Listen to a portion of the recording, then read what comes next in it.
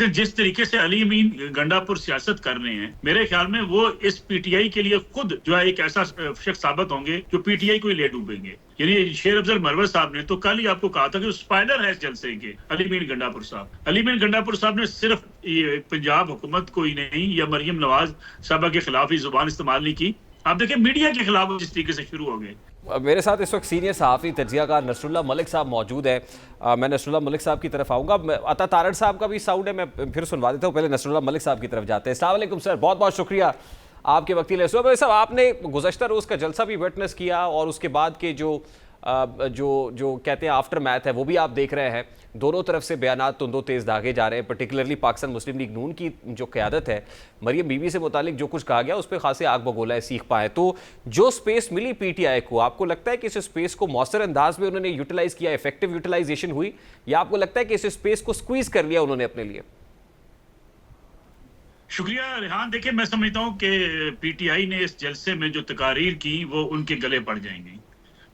यानी जो लबो लहजा उन्होंने इख्तियार किया, हालांकि उनको इस जलसे की इजाज़त मिल गई, उनके लिए एक अच्छा मौका था कि वो दोबारा से अपने जलसे जुलूसों का आगाज़ कर रहे थे। अगर वो रिस्पॉन्सिबल होते और इस जलसे को अपनी जो है मोमेंटम का हिस्सा बनाते तो शायद उनके लिए आने वाले दिनों में कुछ लचक भी होती और मुश्किलात भी कम हो सकती थी। लेकिन जिस तरीके से अली अमीन गंडापुर सियासत कर रहे हैं, मेरे ख्याल में वो इस पीटीआई के लिए खुद जो है एक ऐसा शख्स साबित होंगे जो पीटीआई को ही ले डूबेंगे। यानी शेर अफजल मरवत साहब ने तो कल ही आपको कहा था कि स्पाइडर है इस जलसे के, अली अमीन गंडापुर साहब। अली अमीन गंडापुर साहब ने सिर्फ पंजाब हुकूमत को ही नहीं या मरियम नवाज साहबा के खिलाफ ही जुबान इस्तेमाल नहीं की, आप देखिए मीडिया के खिलाफ जिस तरीके से शुरू हो गए। यानी जिस अरशद शरीफ साहब का वो जिक्र कर रहे थे, इमरान रियाज साहब का जिक्र कर रहे थे, अरशद शरीफ साहब के फिर उन प्रोग्रामात का भी जिक्र करें जिसमें उन्होंने पीटीआई के हवाले से फॉरेन फंडिंग, इमरान खान साहब के जो लिंक थे बाहर, फिर इमरान खान साहब की जो करप्शन पे जो प्रोग्राम किए थे, फिर उनको भी तस्लीम कर लें। और ये लबो लहजा उस वक्त से आगाज इसका हो चुका है जब आप बिजली के ग्रिड स्टेशन पे पहुंच गए, आपने कहा मैं पूरे मुल्क की बिजली बंद कर दूंगा। हालांकि उससे क्या हुआ, उसके बाद ज्यादा लोड शेडिंग हुई केपीके के अंदर, पेशावर के लोगों को ज्यादा लोड शेडिंग का सामना करना पड़ा। लेकिन उनके इस रवैये से, इस सियासत की वजह से पीटीआई को नुकसान पहुंचा। पीटीआई जड़ों में तकसीम हो रही है, वहां लोग इनके ऊपर करप्शन के इल्जाम लगा रहे हैं। पीटीआई के लोग इमरान खान तक शिकायत पहुंचा रहे हैं कि अली अमीन गंडापुर साहब सवाए रिश्वत लेने के और सवाए वहां करप्शन करने के कोई और काम नहीं कर रहे हैं। तो मैं समझता हूँ कि इनकी इन तकारीर ने वो जो लबो लहजा इख्तियार किया गया, आने वाले दिनों में इनके लिए मुश्किलात पैदा कर दी। तो आपको लगता है कि पंजाब में जलसे की इजाजत मिलेगी इनको? मेरा नहीं ख्याल पंजाब में अब इनको उस तरीके से, जिस तरीके से 8 सितंबर का जलसा हुआ, उस तरीके से इनको कोई सपोर्ट मिलेगी या इजाजत मिलेगी। वहां भी इनको देखें, शहर से बाहर जो जगह दी गई जिस पर इतराज पीटीआई का दुरुस्त लगता है कि बहुत दूर जगह थी, वहां पर जाके जलसा करना मुश्किल था, लेकिन इनको प्रॉपर रूट्स दिए गए, इन रास्तों से आप आ सकते हैं। उन रूट्स में से मैक्सिमम इनको आजादी थी वहां आने की। फिर जो तकारीर की गई, आप देखें उस तकारीर के अंदर जो तरीकाकार इख्तियार किया गया, जिस तरीके से वो हर इदारे को चैलेंज कर रहे हैं। यानी आप अडियाला जेल से कैसे छुड़वा कर लेके जाएंगे इमरान खान साहब को, ये जलसे की बुनियाद ये रखी गई थी कि आप इस्लामाबाद पहुंचे, इमरान खान साहब रिहा हो जाएंगे। अब वो एक नया नारा देके अपने आप को जो जिंदा रखना चाहते हैं कि जी हम 15 दिन के अंदर उनको आजाद करवा लेंगे। तो गोया एक वजीर आला जो है वो अगर टकराना शुरू कर देगा रियासती इदारों के सामने या हुकूमत के सामने, तो उसका नतीजा क्या निकलेगा? उसका नतीजा निकलेगा कि केपी के हुकूमत के लिए मुश्किलात बढ़ जाएंगी, जिसका जिक्र आपने भी किया गिलगित बल्तिस्तान के वज़ीर आला का, साबिक वज़ीर आला का। उनका रवैया क्या था? इमरान खान साहब जब इधर बनी लाहौर में जमान पार्क में मौजूद थे तो गिलगित बल्तिस्तान के सरकारी पुलिस कमांडोज यहाँ भेज दिए गए जो पंजाब पुलिस के सामने खड़े कर दिए गए।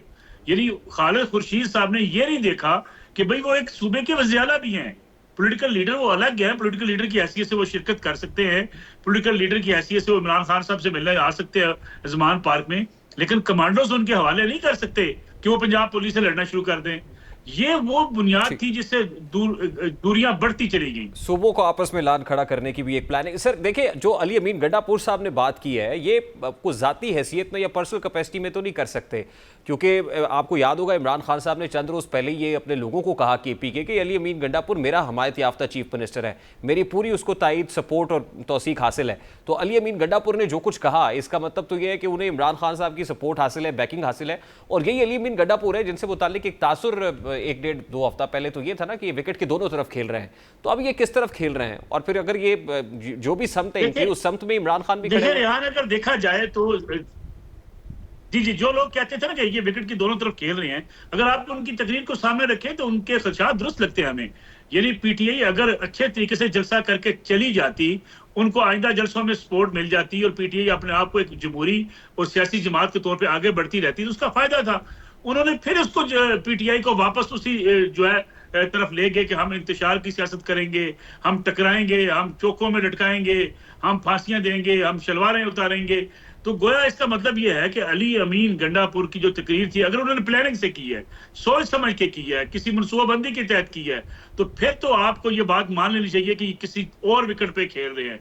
ये चाहते हैं कि पीटीआई के लिए मुश्किलात बढ़े, ये चाहते हैं कि इमरान खान जेल में रहे, ये चाहते हैं कि डायलॉग के होने के इम्कानात हैं तो वो ना हो और ये मुश्किलात इमरान खान साहब की बढ़ती चली जाए। अली अमीन साहब तो वज़ीर आला है, वो तो इस वक्त एंजॉय कर रहे हैं अपनी हुकूमत। अच्छा, मेरा सर मुख्तसर सा सवाल भी और वेरी क्विकली ये भी है कि अली अमीन गंडापुर अभी तो चीफ मिनिस्टर है, लेकिन इस टोन, इस टेम्पो, इस तकरीर के बाद चीफ मिनिस्टर देख रहे हैं आप उनको? अगर वो किसी के कहने पे या किसी एजेंडे के तहत ये काम कर रहे हैं और वहां खुशनुदी हासिल करना चाहते हैं, तो फिर इनको तो चीफ मिनिस्टर से नहीं हटाया जा सकेगा ना। अच्छा, देखिए विकेट के दोनों तरफ खेलने की बातें जो की जाती है, क्यों कहते हैं पीटीआई वाले कि ये स्पाइलर हैं इस जलसे के, वो हमारी मुश्किलात बढ़ाते हैं। बात तकारीर इसलिए की जाती हैं कि कहीं ना कहीं जो अगर कहीं रिलीफ मिलना है किसी को, वो रिलीफ ना मिले। तो मैं समझता हूँ ये पीटीआई के लिए भी एक बड़ा मुश्किल मरला है कि अली अमीन उनको कहाँ लेकर जा रहे हैं।